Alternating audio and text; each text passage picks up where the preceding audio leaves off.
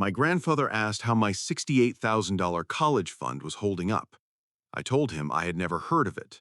6 weeks later, my parents were almost completely cut out of an inheritance worth more than $600,000. My grandfather's name was Ernesto. For more than 40 years, he ran a repair shop behind his house.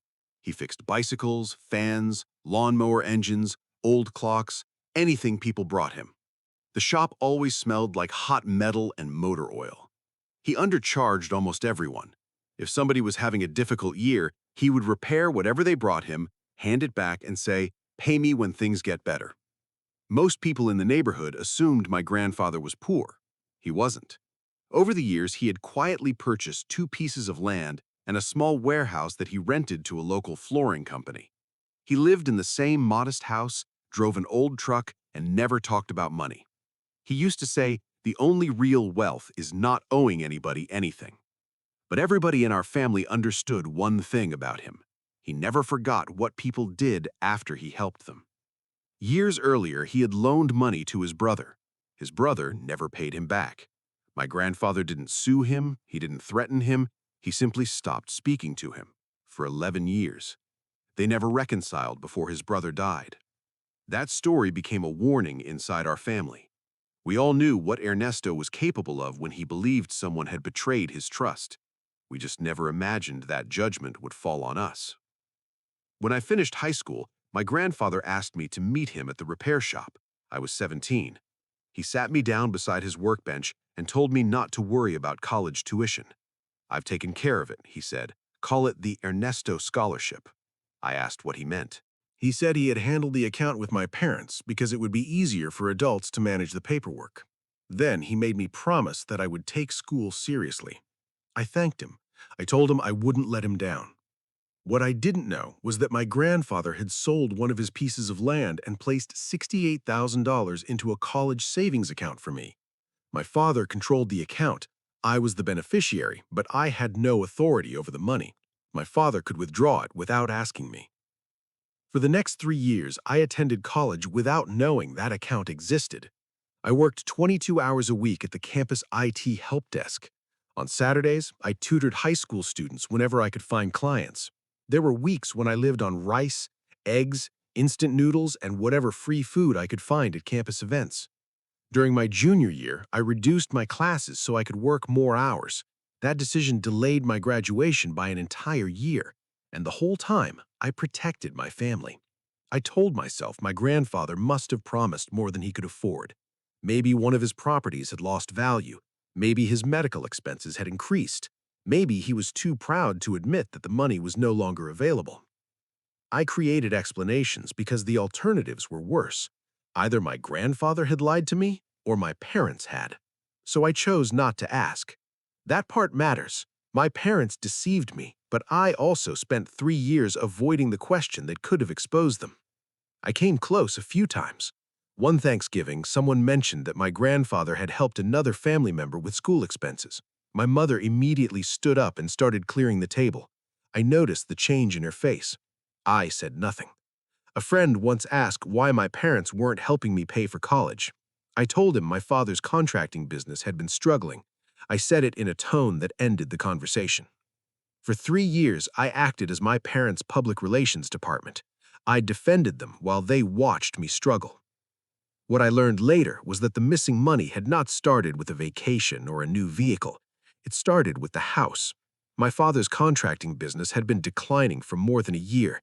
Jobs stopped coming in. Clients paid late. By the time my grandfather funded the college account, my parents were several months behind on their mortgage. Foreclosure letters had started arriving. So they withdrew $18,000 from my college fund. That money saved our house. According to my mother, she and my father sat at the kitchen table and promised each other it was only a loan. They would replace it before I needed it. I believe they probably meant that at the time, but my father's business didn't recover.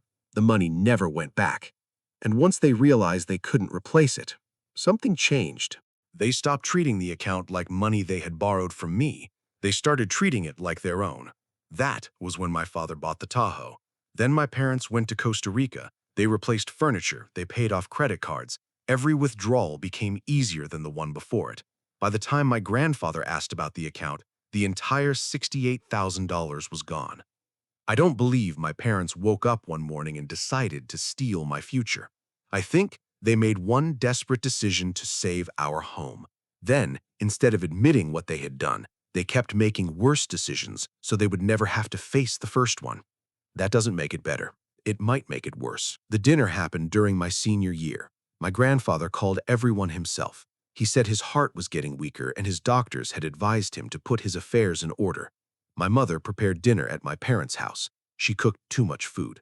There were flowers on the table and a bottle of wine that nobody seemed interested in drinking.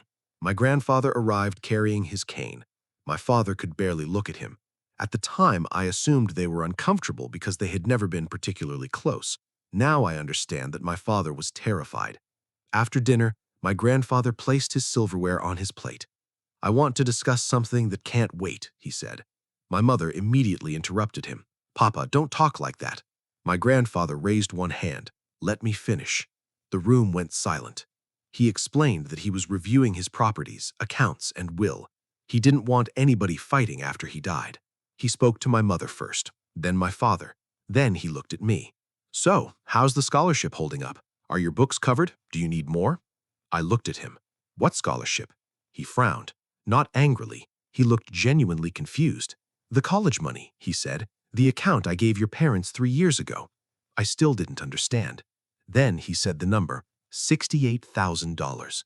The number reached me before the meaning did. For a few seconds, I just stared at him. Then I looked at my parents. My mother had gone pale. My father was staring down at the table. I turned back to my grandfather. "I never received any money." Nobody moved. "I work at the campus IT desk. I tutor on weekends. I reduced my classes because I couldn't afford to stop working. I'm graduating a year late." I have never heard a room become that quiet. I could hear the clock in the hallway. I could hear my mother breathing. My grandfather looked at my parents. "Can somebody explain what happened to that money?" My mother began crying. My father finally looked up. "We had expenses. The business was failing. We were about to lose the house." My grandfather nodded slowly. "So, you used his college money to save the house." "We were going to put it back, but you didn't." "We couldn't." My father's voice became defensive. "You know how life is. Unexpected things happen." My grandfather looked toward the window. His voice remained completely calm. "Unexpected things," he repeated. "Like the Tahoe in the driveway?" My father didn't answer. "Like Costa Rica?" My mother covered her face. My father said the vacation had already been partially paid for. My grandfather asked whether the new furniture had also been partially paid for. That was when my father lost his temper. He said my grandfather had no idea what it was like to support a family while a business was collapsing. He said the money had helped all of us because it had kept a roof over my head. And he wasn't completely wrong. That was the worst part. The first $18,000 had saved our home. I had lived in that house. I had benefited from not being forced to move. But the Tahoe hadn't saved our home. Costa Rica hadn't saved our home. And while my parents were spending the rest of the account, they watched me work nights, live on cheap food, and delay my degree. My mother said after the first withdrawal, they always believed they would fix everything later. My grandfather asked one question: when? She didn't have an answer. Then he looked at me. I expected to feel vindicated. I didn't. I felt sick. Part of me wanted to defend my parents. I wanted to say that the situation was complicated. I wanted to ask my grandfather not to make a permanent decision while he was angry. For most of my life, my role in the family had been keeping everyone calm. That instinct didn't disappear just because I had finally learned the truth. My grandfather sat silently for a long time. Then he said, "Today I am more grateful than angry." My mother looked up. "Grateful for what?" "For finding out while I still have time." He pushed his chair back and stood with the help of his cane. "Today I wanted to know who in this family understands what work costs and who only understands what money buys." Then he looked at my parents. "Starting tomorrow, everything changes." He left the table. I drove back to my apartment and sat in my car for almost an hour. My mother called repeatedly. I didn't answer. The next morning, my grandfather asked me to meet him at the repair shop. When I arrived, he was sitting beside his workbench with several folders and an old notebook. He told me he wasn't going to ask me to choose sides. He wasn't going to ask me to punish my parents. He only wanted me to understand what he had built. He told me about buying his first property after saving for years. He told me about the warehouse. He told me how many people had laughed at him for repairing broken machines instead of finding what they considered a real career. Then he said, "I'm not the richest man in this town, but I'm not poor, and I won't leave what I built in the hands of people who confuse access with ownership." Over the next 6 weeks, my grandfather worked with an attorney. He moved his house, repair shop, warehouse, remaining land, and financial accounts into a trust. He recorded a video explaining why he was changing his estate plan. He clearly stated the date, what he owned, the names of his family members, and what had happened to my college fund. He did that so nobody could later claim that he had been confused or manipulated. He left my father $10,000, not because he had forgiven him. His attorney advised him that leaving my father something would make challenging the estate much riskier. Everything else would eventually come to me. I didn't understand the full extent of what my grandfather had done until after he died. During his final weeks, I visited him twice a week. We rarely discussed the inheritance. He would hand me a broken fan, a bicycle chain, or an old motor, and we would work beside each other. I think that was his way of reminding me that the money had not appeared suddenly.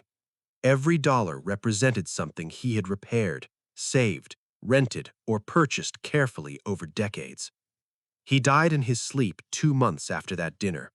There was no dramatic reading of the will. There was a phone call from his attorney and an appointment in a quiet office. After the properties and accounts were valued, the inheritance was worth a little over $600,000. My father received his $10,000. Everything else came to me. My father spoke to an attorney about contesting the estate. The attorney reviewed my grandfather's documents and watched the recorded explanation. Then he advised my father not to waste his money.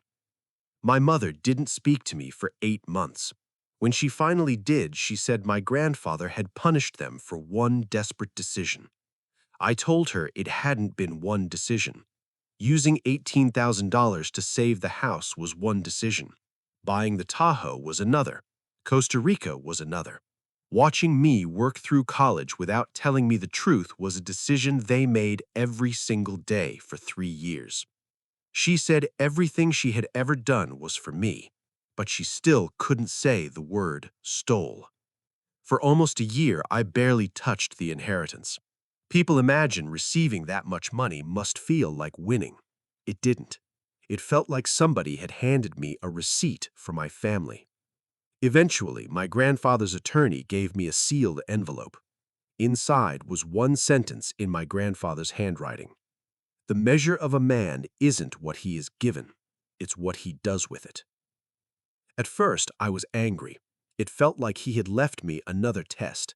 But eventually, I understood. I finished my degree. I kept the warehouse and the remaining piece of land, and I kept the repair shop open. The sign above the door still says, "Ernesto's Repair." Every year, I pay for one semester of college for a student from my grandfather's neighborhood. I call it the Ernesto Scholarship, and I send the money directly to the school, not to the parents. So tell me honestly, did my parents deserve to lose nearly $600,000 for taking my college fund? Or did my grandfather turn one family betrayal into another family betrayal?